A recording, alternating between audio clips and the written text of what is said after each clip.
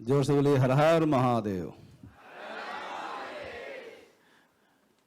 स्वामी जी ने भी संबोधित किया कि मैं 13 अखाड़ों का अध्यक्ष और तमाम ऐसी बात बताई।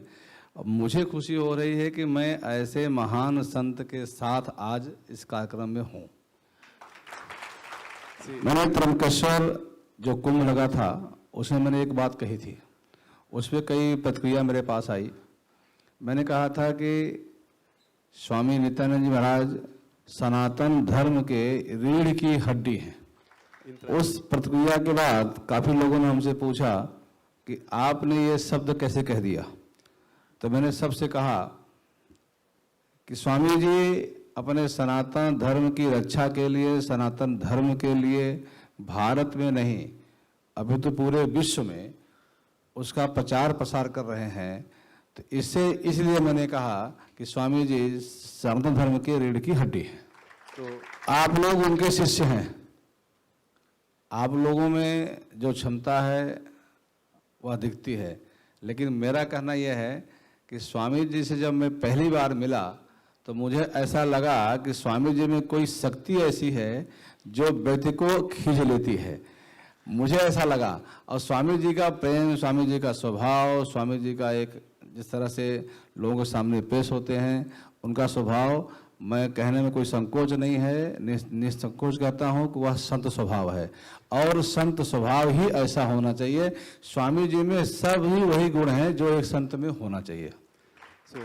आप सभी बहुत भाग्यशाली हैं कि ऐसे महान संत आपके गुरु हैं।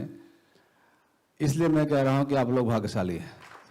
देखिए, व्यक्ति के जीवन में पक्ष और विपक्ष दोनों होते हैं। व्यक्ति बहुत अच्छा काम करे, मैं बड़ा अच्छा काम करता हूं, लेकिन मेरे विरोधी भी हैं। तो स्वामी जी के विरोधी भी रहे होंगे, हमारे भी विरोधी हैं। ऐसा नहीं कि हमारे एक पक्षी कर्म है। तो मेरा कहना यह है कि व्यक्ति को अपना काम करना चाहिए। आप देखिए, जल है, पानी को आप खूब गर्म करिए, उबाल दीजिए। और अगर कहीं आग लगी हो तो उस पानी को आप डालेंगे तो वो आग बुझा देगा, बहुत गर्म क्यों ना हो। लेकिन अगर तेल बहुत ठंडा हो और ठंडा तेल को फ्रिज में भी रख दीजिए, और जब आग लगेगी तो आप जब तेल डालेंगे उसमें आग में तो आग और जलेगी।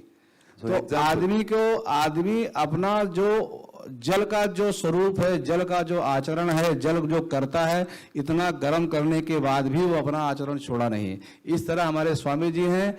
कुछ भी होता रहे, कुछ भी जाता रहे, लेकिन स्वामी जी की सिद्ध है, स्वामी जी का स्वभाव, स्वामी जी का आदर, स्वामी जी का सम्मान हमेशा होता रहेगा। ये मेरा कहना है। आप लोगों को थोड़ी तकलीफ भाषा में होती होगी। मैं 12 साल की अवस्था में संन्यास लिया हूँ और अखाड़े में ज़्यादा पढ़ाई का ध्यान उतना नहीं आता है। फिर भी मुझे हिंदी आती है, अंग्रेजी नहीं आती है। थोड़ी समस्या आपके लिए होगी, लेकिन मैं फिर कह रहा हूँ कि अगर मनुष्य के मन में आत्मबल अच्छा हो और दृढ़ संकल्प आदमी हो तो वह मनुष्य कोई भी हो जो प्राप्त करना चाहता है वह प्राप्त कर सकता है। लेकिन उसके साथ एक अच्छे गुरु की जरूरत पड़ती है। बिना गुरु के कोई ज्ञान नहीं हो सकता है। हमें मानते हैं कि आज नहीं कल हमारे स्वामी जो आपके सामने बैठे हैं, एक दिन वो विश्व गुरु कहलाएंगे, ऐसे मेरा आशीर्वाद है। देखिए, मनुष्य के जीवन में बिना कठिनाई के, बिना परीक्षा के आदमी आगे नहीं बढ़ता है।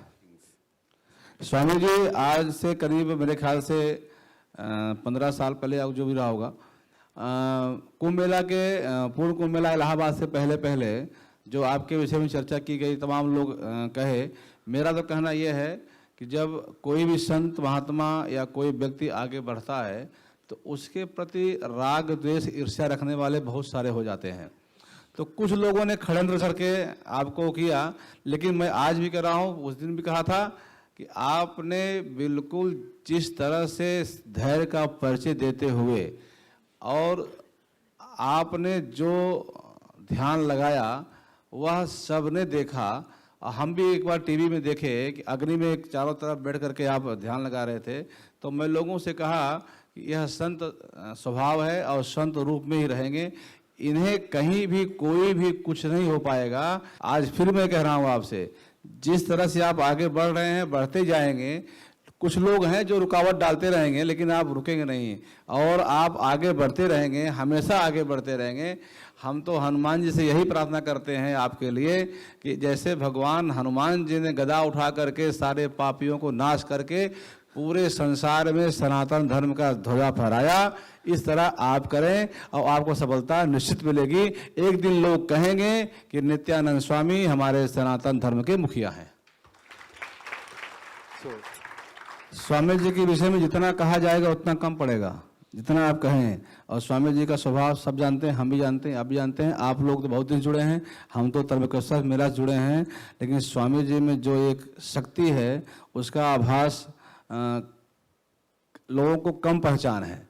मैं एक संत महात्मा मैं पहचानता हूँ, स्वामी जी एक अगर मैं ये कह दूँ कि एक किसी स्वरूप, जिसे भगवान का स्वरूप नहीं होता है, इस तरह के रूप अगर इनके अंदर आप देखेंगे तो आपको मिलेगा कि वास्तव में हम एक गुरु के नहीं, भगवान के रूप में इनकी पूजा कर रहे हैं। मेरा ऐसा मानना है कि स्वामी जी ने बचपन में बहुत तपस्या की होगी, बहुत तप किया होगा। बिना तप के सब नहीं मिलता है। स्वामी जी ने जरूर कोई न कोई तप किया होगा और बिना तप के इतना आगे आगे जाता नहीं है। कहीं न कहीं इनका बचपन जो है वह भगवान में लीन हुआ होगा और आज जिस स्थिति में स्वामी जी हैं, मुझे लगता है कि उसी तप का इनको फायदा मिल रहा है और तप में शक्ति होती है। अगर आदमी तप नहीं करेगा तो शक्ति नहीं मिलती है। तो मुझे लगता है कि स्वामी जी ने बचपन से तप किया है और ईश्वरी माया इनके ऊपर है। और आगे चल कर के भी, मैं फिर कह रहा हूँ, आगे चल कर के स्वामी जी भारतवर्ष के, अपितु विश्व के, ये मानना मेरा है कि जैसे पथ प्रदर्शक होंगे, लोगों को रास्ता दिखाएंगे कि आप इस रास्ते से चलिए तो पूरे विश्व में शांति फैलेगी। आप सबका इस महादेव नगरी में, काशी विश्वनाथ नगरी में सबका स्वागत मैं करता हूं। आप लोग आए हैं, आपका अभिनंदन करता हूं। स्वामी जी की पूरी टीम को अभिनंदन करता हूं और साथ में आप सबको आशीर्वाद देता हूं कि आप इसी तरह तप करते रहें और स्वामी जी के साथ जुड़े रहें। हरि ओम।